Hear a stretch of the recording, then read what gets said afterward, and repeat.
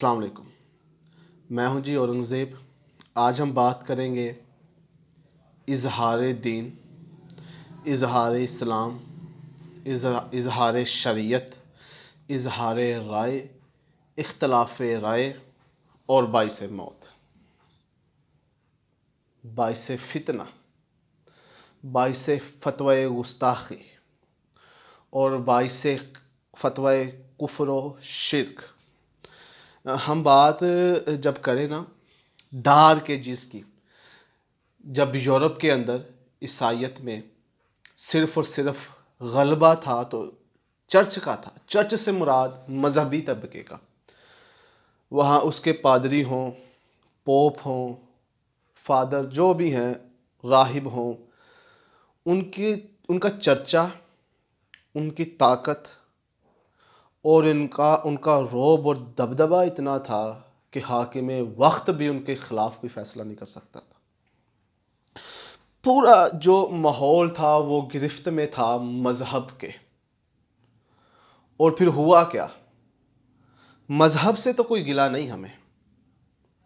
مذہب ان کا اپنا بنایا ہوا ہو، قدرت کی طرف سے اتارا ہو، یہ ایک الگ بحث ہے۔ لیکن جب ماحول وہاں مذہبی بن گیا، اب وہاں پہ کلغند لگ گئی اظہار رائے کی اور آزادی رائے کی۔ اب وہ بات جو اس راہب، اس پوپ، اس پادری کے مخالف ہو یا وہ ان کو پسند نہ ہو تو اس کے اوپر صرف ایک سزا، قتل، پھانسی، سولی اور سر تن سے جدا۔ بات دوبارہ غور سے سنیے گا، مذہب کے خلاف بات نہیں، شریعت کے خلاف بات نہیں، قدرتی احکامات کے خلاف بات نہیں، قرآن ہے، انجیل ہے، بائبل ہے، جو بھی ہے اس کے خلاف بات نہیں میں کہہ رہا۔ میں کہہ رہا ہوں ان مذہبی رہنماؤں کی سوچ، ان کی فکر اور ان کے اذہان کے مطابق اگر کوئی بات نہ ہوئی تو آپ ان کی زد میں ہیں اور آپ کو ختم کر دیا جائے گا اور اس دنیا فانی سے ختم۔ وہ کتاب آپ نہیں لکھ سکتے جہاں پہ آپ ان کو ٹونٹ کریں، وہ کتاب، وہ فلسفہ آپ بیان نہیں کر سکتے جس پہ ان کی رسومات کے اوپر ضرب لگے، وہ شاعری بھی آپ نہیں لکھ سکتے تھے، قطعاً نہیں لکھ سکتے تھے جس کے اندر بو آئے آزادی کی، یا ان مذاہب کے جو رہنما ہیں، گارڈین ہیں، ان کے خلاف کوئی بات آئے۔ یہ بات ذرا غور سے سمجھیے گا، یعنی کہ آپ کی کوئی بات، کوئی رائے، وہ شعر کی صورت میں ہو، وہ نثر کی صورت میں ہو، وہ آپ نے اپنی ڈائری میں لکھ لی ہو، وہ آپ لکھنا چاہتے ہو، وہ آپ کی قلم سے سرزد ہو جائے تو ایک علاج ہے، سرتن سے جدا کر دیا جائے، اس کو پھانسی دے دی جائے۔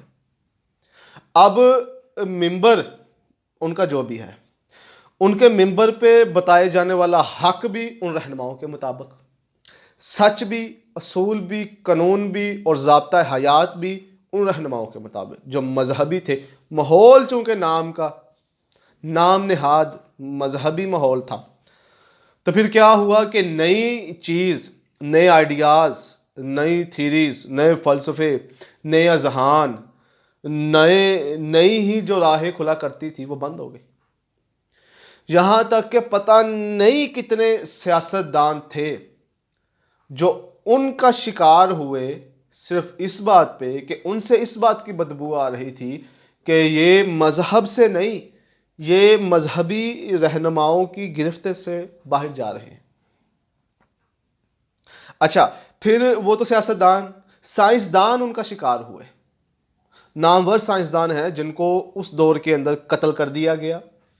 جلا وطن کر دیا گیا، پھانسی دے دی گئی، آگ لگا دی گئی، ان کو عوام کے سامنے قتل کر دیا گیا، چونک میں لٹکا دیا گیا، پھانسی دے دی گئی، تہ تیگ کر دیا گیا، صرف اس بات سے کہ جو ان کے نئے نظریات تھے ان کے رد کے لیے اور ان کو ماننے کے لیے ابھی دلائل موجود نہیں تھے۔ اب چونکہ دلائل موجود نہیں تھے تو ان کی جو فکر تھی، ابہام تھے، اشکال تھے سائنسدانوں کے،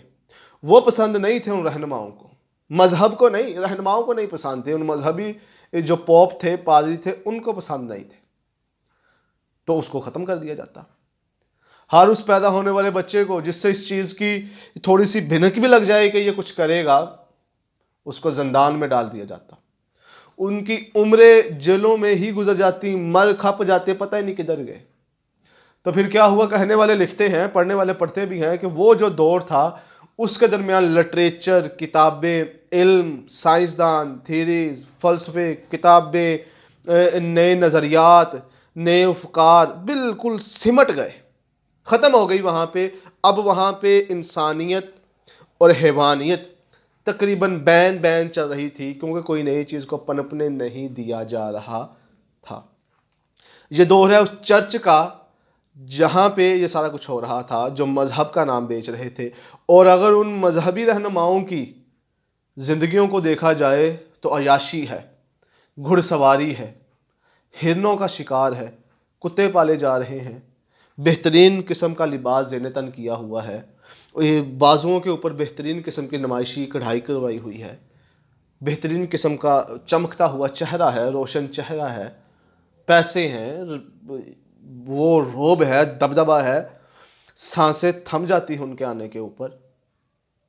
یہ ان کا مذہبی نہیں، آپ اپنا نہ سمجھیں، نہیں، آپ اسلام میں نہ آئیں،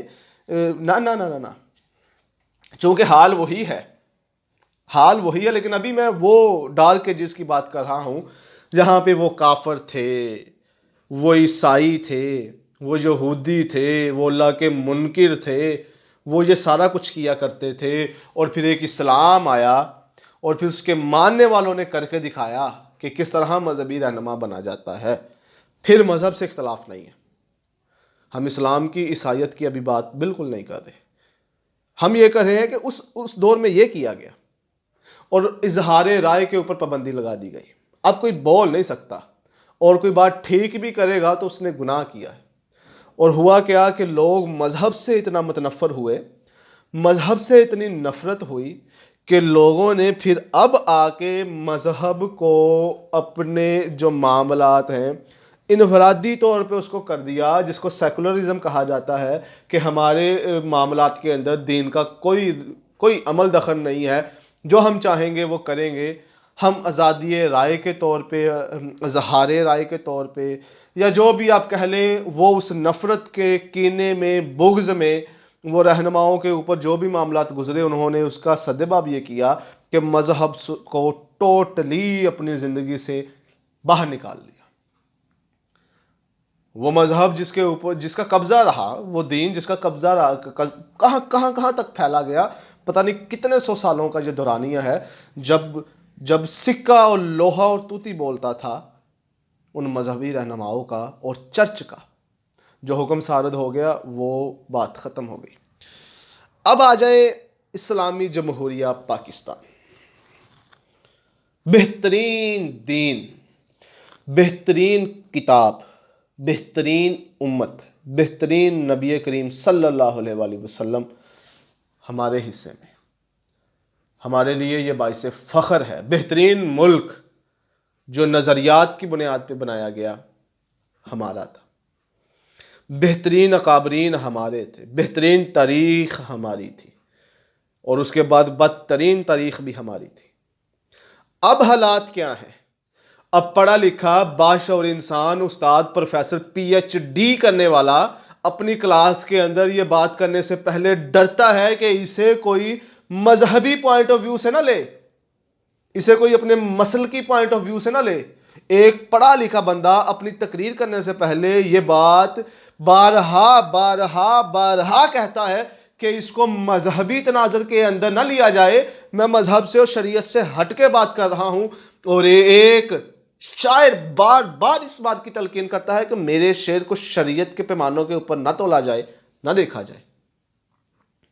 ہر ایک انسان بات کرنے سے پہلے اس بات کی تلقین کر دیتا ہے اور معذرت بھی کر لیتا ہے کہ میرے اوپر گستاخی کا فتویٰ نہ لگا دیا جائے، مجھے مار نہ دیا جائے، کیونکہ اب کیا پتا وہی جو چرچ کا اصول وہاں پہ تھا، اب وہ یہاں پہ ہے کہ جس نے جو بات کر دی اس کو اس چیز کا گستاخ ٹھہرا کے فتویٰ دے کے ختم کر دو۔ آپ سے کس نے پوچھنا ہے؟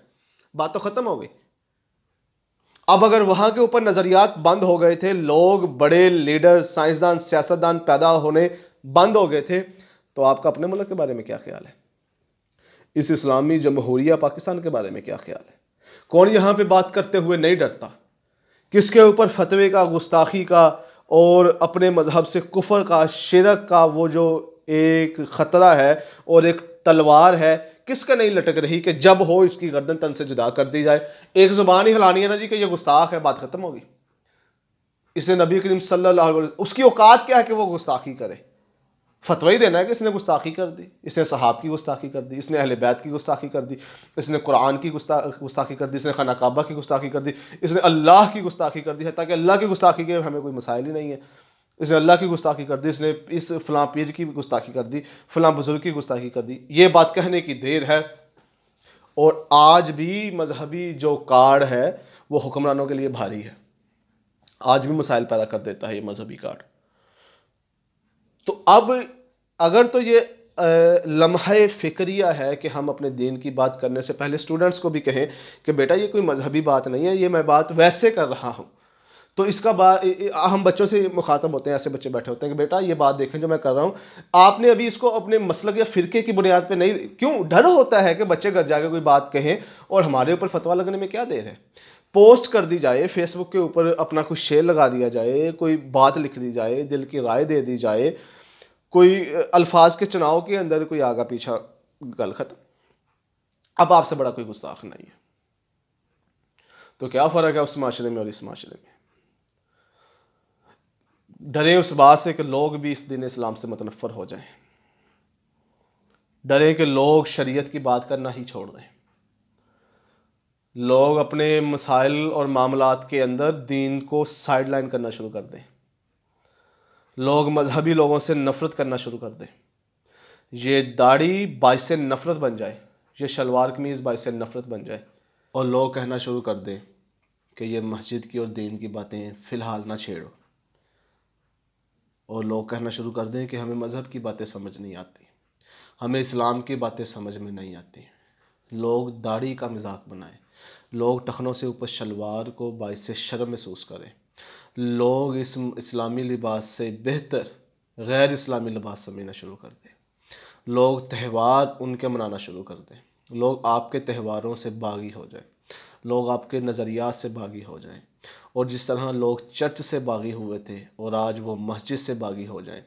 اور جس طرح لوگ وہاں مذہبی رہنماؤں سے باغی ہوئے تھے اور آج اگر وہ علماء کرام سے باغی ہو جائیں، جس طرح وہاں وہ دین سے، عیسائیت سے غافل اور ان کے دلوں میں بغض اور نفرت آ گیا تھا، اور اب اگر وہ اسلام کی وجہ سے، اسلام سے ان کے دل میں نفرت اور بغض پیدا ہو گیا، تو پھر انجام وہی ہوگا جو ایسے طبقے کا ہوتا ہے۔ اور اگر میں کہوں کہ یہ حالات ایسے ہیں، لوگ سر کے اوپر ٹوپی اور عمامہ باندھنے کو شرم محسوس کرتے ہیں، داڑھی رکھنا اب مشکل ترین ہوتا جا رہا ہے، دفتروں کے اندر شلوار قمیض کے اوپر پابندیاں لگائی جا رہی ہیں، ٹخنوں کے اوپر شلوار کو محفلوں کے اندر مذاق اور تمسخر کی شکل سے دیکھا جاتا ہے۔ اگر میں یہ کہہ دوں کہ ہو رہا ہے، لوگ محجر کے اندر باجماعت نماز پڑھنے سے بہتر اپنی نماز گھر پڑھنے کو ترجیح دینا شروع کر دی گئی ہو، اگر میں یہ کہہ دوں، لوگ مذہبی رہنماؤں کو صرف باتوں اور باتوں تک ہی رہیں اور ان سے نفرت کرنا شروع کر دیں اور ان کو صرف صدقات اور خیرات تک محدود کر دیں، اگر میں کہوں کہ یہ ہو رہا ہے، تو اس کا مطلب یہ ہے کہ اگر وہ چرچ کا عذاب تھا، اب لوگ یہ سمجھنا شروع ہو گئے ہیں کہ یہ کہیں مسجد کا عذاب نہ ہو جائے۔ تو خدا را اب اس کا حل ڈھونڈیں، اور حل صرف ایک چیز ہے، قرآن کریم۔ تمام امت کو قرآن کی طرف لایا جائے، تمام اختلافات ختم ہو سکتے ہیں۔ اور اب یہ کہا جائے کہ نبی کریم صلی اللہ علیہ وسلم کہہ کے گئے تھے کہ جی میری امت کے اندر اختلافات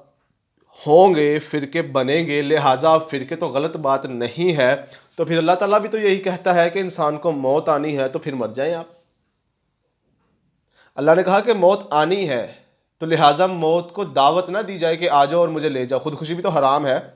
اور اگر پتہ ہے کہ فرقے بننے ہیں لیکن بنانے سے تو منع کیا ہے، اب بھی پلٹ آئیں، نہ اکٹھ ہو، نہ اجتماع ہو، نہ اختلافات کم ہو، لیکن اپنی کوشش تو کریں، اپنا تو حق ادا کریں، نہیں تو پھر آج جیسے دین کی بات کرتے ہوئے ڈر لگتا ہے، حق اور سچ کہتے ہوئے گستاخی کے فتوے سے بھی گھبراتے ہیں ہم، کیا پتہ کون ہمارے اوپر گستاخ کہہ کے فتویٰ لگا کے ہماری زندگی کا کام تمام کر دے۔ ڈر لگتا ہے ہمیں ان چیزوں سے. تو لہٰذا اتنی تلخی پیدا نہ کریں، اتنی نفرت پیدا نہ کر دیں معاشرے میں، لوگوں میں، اپنے مسالک کے، اپنے طبقے کے، اپنے فرقے کے اور اپنے مکتبہ فکر کے اندر لوگوں میں اتنی گستاخی پیدا نہ کر دیں، اتنی نفرت، اتنا بغض، اتنا کفر، شرک اور بدعت نہ پیدا کر دے کہ وہ دوسرے والے کو کافر، یہودی اور عیسائی کہنا شروع کر دے. نہیں تو انجام نہ آپ کا برا ہونا ہے، تو وگرنہ اگر آپ نے ایسا شروع کر دیا تو پھر انجام جو ہے اس سے نہ آپ بچ سکتے ہیں، نہ یہ معاشرہ بچ سکتا ہے، نہ میں بچ سکتا ہوں، اور نہ ہی پھر یہ انجام دین اور مذہب کا آپ بدل سکتے ہیں، نہ ہم بدل سکتے ہیں. تو لہٰذا یہودیوں کی سازشوں کو چھوڑ کے، عیسائیت کے اوپر الزامات لگانے کو چھوڑ کے، انڈیا کے جو ہمارے خلاف سازشیں ہیں ان کو چھوڑ کے، سب سے پہلے اندرونی سازشوں کو ختم کریں. پہلے ان مسائل کے اوپر آئیں کہ اتنی تلخی پیدا کیوں ہو گئی، کیوں وہ چرچ کا دور، وہ ڈارک ایجز اب واپس آنا شروع ہو گئے ہیں. کیا کہیں وہ ان کا بدلہ تو نہیں؟ کیا اللہ کی ہمارے اوپر یہ پکڑ اور عذاب تو نہیں؟ اور اگر پتہ لگ جائے کہ ہے تو نکلیں پھر. اب مزید وقت نہیں ہے کہ مزید ہم اپنی گردنیں اپنی ذاتی انا کی وجہ سے لوگوں کی کٹوا دیں اور اپنی بھی کٹوا لیں. اللہ تعالیٰ سے دعا ہے کہ اللہ اس مذہب سے نفرت جو بڑھتی جا رہی ہے اور جو مسجد سے دوری ہے اس کو ختم کرے. اور جب بھی یہ مذہب آگے آئے گا یہ معاشرہ تب اٹھ سکتا ہے، یہ امت تب اٹھ سکتی ہے اور یہ ملک تب سنور سکتا ہے جب مذہبی لوگوں نے اپنا حق ادا کر دیا. مذہب ہی بنیادوں کے اوپر آ کے ایک عمارت تعمیر کروا سکتا ہے، مذہب سے لوگوں کو بدلا جا سکتا ہے، مذہب سے ہی لوگوں کو جہاد کی طرف بلایا جا سکتا ہے، اور مذہب سے ہی ان سے سارا کچھ کروایا جا سکتا ہے. اور اگر یہ مذہب ہی ڈیر ہو گیا، یہ مذہب کی بنیادیں کھوکھلی ہو گئی، تو پھر بہت مشکل ہے بنیادوں کو بنانا اور اس عمارت کو تعمیر کرنا جس کی تعمیر کا، جس کے عروج کا خواب ہم نے دیکھا ہے. کیونکہ ہم نے اس امت کے عروج کا خواب دیکھا ہے اور وہ صرف اور صرف مذہب کے بلبوتے پہ ہو سکتا ہے. اور مذہب وہ جو قرآن اور حدیث میں موجود ہے، جو راہ راست ہے، راہ حق ہے اور ازل سے موجود ہے. اللہ تعالیٰ سے دعا ہے کہ اللہ تعالیٰ ہمیں ہماری غلطیوں سے سیکھ کے بہتر اور بہتر ہونے کی توفیق عطا فرمائے. السلام علیکم.